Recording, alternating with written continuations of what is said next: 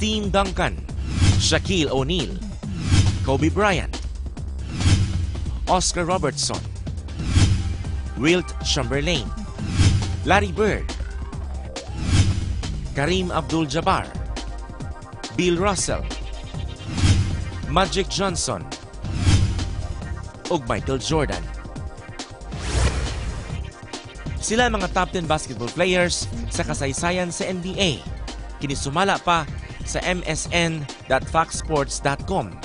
Sa Pilipinas, daghan ang masulti natong mitatak sa kasaysayan, isip kuyaw nga mga basketballista. Naa na din ha si Alvin Patrimonio, Robert Jaworski, Atoy Go, Alan Caidic, Johnny Abarrientos, Benji Paras, James Yap, ug uban pa. Apan gawas nila, daghan pang mga basketball player ang mitatak sa mga basketball court sa nagkadayang rehiyon sa Pilipinas. Nga wala lamang mahataging higayon nga mailhan ingon man mamahimong commercial player. Usa nila mao kining si Boy Sarmiento. Hinoon nahimong commercial player kaniadto sa Dakbayan sa Davao. Kay nahimong negosyante, wala na makahimo sa pagpauswag sa iyang pangalan sa natad sa pagdulag basketball. Pero wala niya gigalimtan ang maong dula. Karon nga naa na siya sa iyang linghod nga edad ug isip malampusong negosyante dinhi sa Island Garden City of Samal kon Igacos.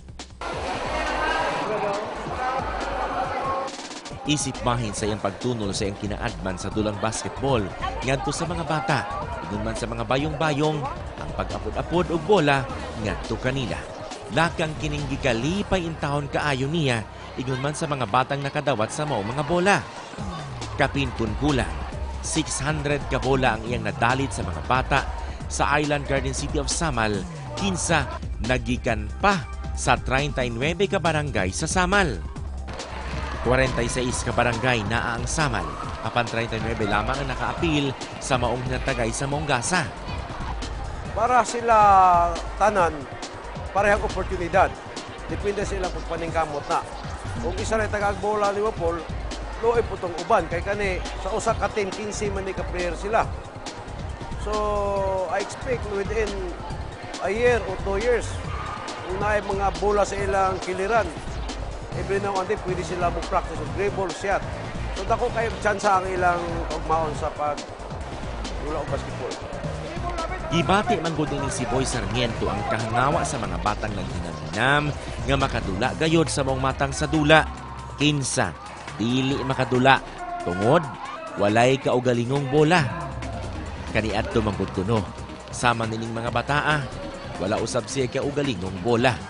Ako pagsugod na ako basketball ko way back 4 anyos.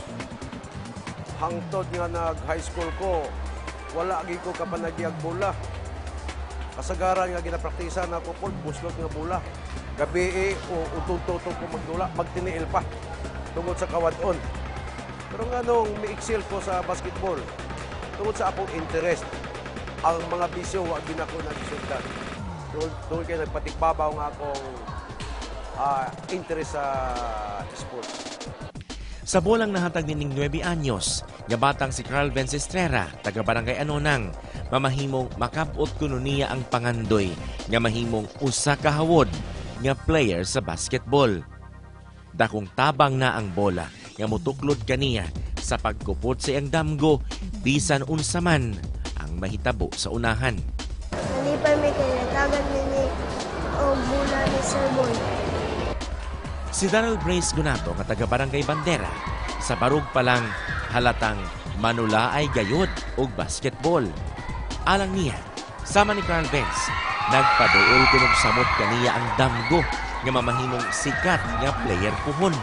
Sa bagay kuno, wala man pud kuno niya biyae ang hilig nga modulag basketball bisan siya nag-eskwelag tarong. Salamat eh, tagarag bula. Mag-training po may adlaw-adlaw, isa-isa na bula. Kampingan o araw dili mo wala. Niadtong higayon ang nakahinabi ko ang duha ka batang basketball player magkaatbang ang ilang team sa gipahigayong basketball tournament ni Boy Sarmiento sa ngalan sa iyang beach resort. Nahitabo ang padula, human mahatag kanila, usa-usa ang mga bola.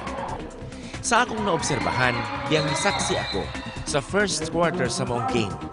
Makita ang determinasyon nila Carl Vance o Darrell Brace nga mutaog gayod ang ilang team o nga mamahimo silang garbo sa ilang team. Mubo si Carl Vance pero abdik. Samtang si Darrell Brace, gibarugan gayod o gihatagag hustisya ang iyang taas o kusog nga lawas. Mag-practice adlaw-adlaw. Makinig sa coach sa gitudlo niya.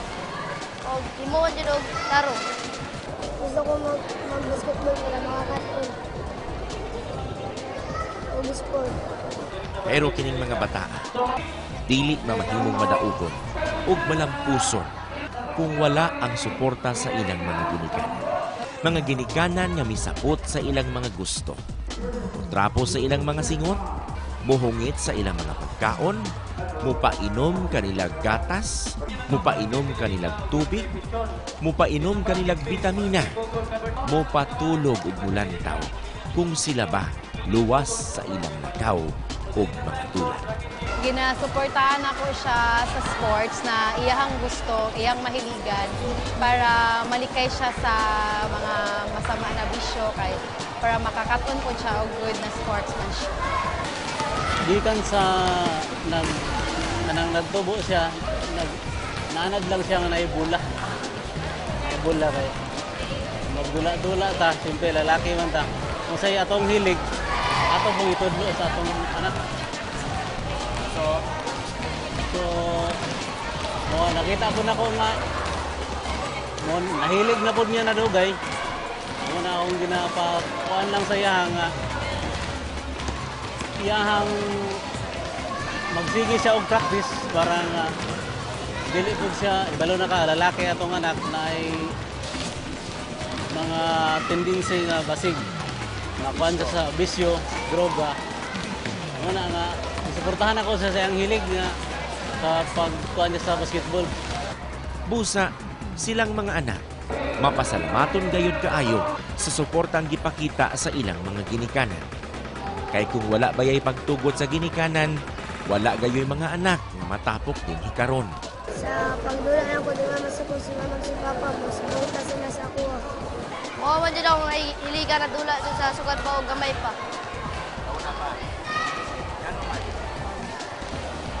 Kaya gusto mo ko may mag-basketball player. Jogging ko na siya, uban ko na siya.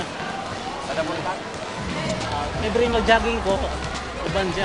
Maski nagatrabaho ko, ginakuyugan ako siya para magkaroon po siya ng maglingkon po ang iyahang gusto na makita po niya na masig nagatrabaho yung mama, ginakuyugan ako siya, ginasuportaan ako siya. Yes, sir.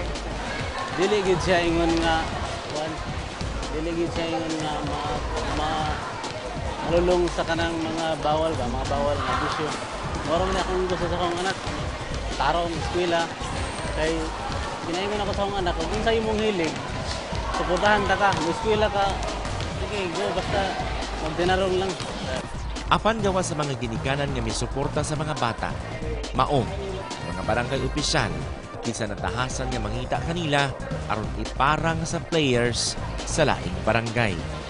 Gani, dihang nagdula mga bata ingon man sa paghinatagay og bola, naagayod sila migiya sa mga bata ingon man mibantay sa ilang seguridad sa biyahe. Kini akong nakita nga kini dako kini o katabang sa among mga kabataan tungod kay magdako sila nga maumo dito sa sports. Dili dito sa mga dili maayo nga mga mapunta yung mga kabataan. So dako kay ni nga programa nga ikatabang sa itong mga kabataan nga medyo hayag ang ilang pwedeng akton. Importante yun sa mo isip mga barangay officials ang atong mga kabataan makakaton yun og dula sa labi na sa basketball. Kaya aron sila malingaw, dili sila makaadto ba sa dili maayong binuhatan. Kaya magtubo sila nga malingaw sa pagdula-dula. For example sa biyahe na mo. So naa jud ming mga barangay official nga mo paluyon nila para mabantayan po na mong ilang seguridad. Dili lalim ang pagsugod nining maong basketball tournament tungod daghang barangay ang nalambigan. Kung wala gayud kuno ang tabang sa coordinator niini nga si Mark Latras, dili mamahimong posible ang pagpatapok kanilang tanan. Naglisod gyud ta organize kay tungod kay dili basta-basta mag-organize sama ini kadako nga programa no. Tibok isla kini nga programa ni sa Sigras. Una nga kami 1 month and a half among preparation. So amo yung panikamutan nga ma-achieve ginamo among goal nga kini mga bata amo yung matagal-patagal diya sa hilig sa basketball. Nakita na ko Paul nga uban ng mga bata dire mura o interesado sa sports pero kulang sila sa mga gamit sama sa bola o kulang po sila o mga padula para sa ilang ugma. Ya ang bata og mapalayo o wala sila sports. Adto na sa kahilayan. Adto na uban-uban na o grupo nga mag-inom, manigarilyo, marugby o basikong sa mga kautan ng mga bisyo. Nagsubmit mi og kanang proposal sa mga barangay nga amo ang edad nga amo ang ipadula ang plano namo is katong 12 below o 15 below tungod kay gusto namo tagaan og kanang development ang mga bata labi na ka mga summer. It's very timely na sila na ay kabisi dili diya sa kahilayan kundi malayo sila sa mga droga-droga, ma-achieve nila ang ilang mga goals sa mga parents, matabangan nila ilang mga parents pinagi pod sa maong paliga. Kay usahay magod dili productive ang time nila, at least naa sa sports malayo sila sa mga kahilayan sa komunidad. Nakita na ko bro og dako kay tsansa nga sila kung kisa tong bata nga misol sa bisyo atong wala pa ni. Sigurado ko nga mag-usab na gini sila. Labi na ay lang ginikana nga naa karon dire. Apel sa pagdawat sa gasa nga bula.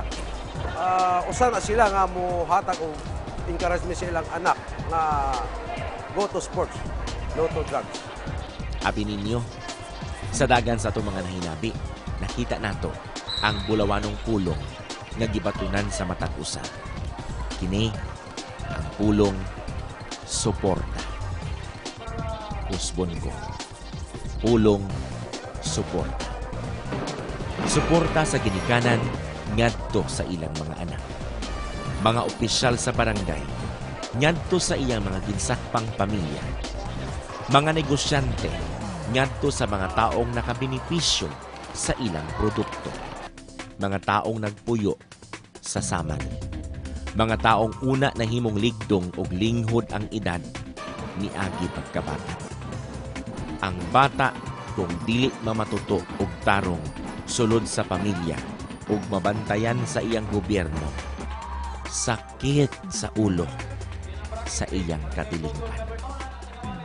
Lantawa ang inyong palibot karon. Di ba daghang bata kaniadto nga nahimong durugista, kawatan, o mga piniriso. Apan nahisulat, bansaya ang bata diha sa dalan nga iyang pagalaktan, ug bisan kung siya matigulang na, dili gayon, mubiyak, gikan ni ana. Manginaot ko Paul nga kaniya to mga batanong karon nga ako pang mga pulong ganiya go to sports, ayaw dili mo ba ang mga droga o mga binuang uban sa ilang ginikanan. Dako kay pag-asa Paul nga masinso ng mga bata. Nya ilabi na kay naakaron diri atong mga barangay officials, mga kapitan. Sila gid mismo kani dako kay ni advantage lang barangay nga maminus-minusan ang mga bata nga tuwa kay standby o tuwa dito gidula computer nga kanang karera-karera. So mo na ako paglantaw Paul. Kani mga butanga mura og maubos gyud ang ilang mga bisyo nga dili mayo. Kanindot sa summer nga may kalipay, may suporta. Makita nato ang mga taong atong hinigugma. Kung ingon niini ang atong katilingban kamalantawon sa iya mga tao sa palibot, gawas nun gikan sa pagdinautay, gawas nun gikan sa pagnilibakay, Gawas nun gikan sa pagsinawayay.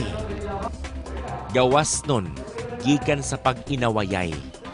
Tingali, dili gayud kita magpanuko ug mutalaw sa pagsulting summer na.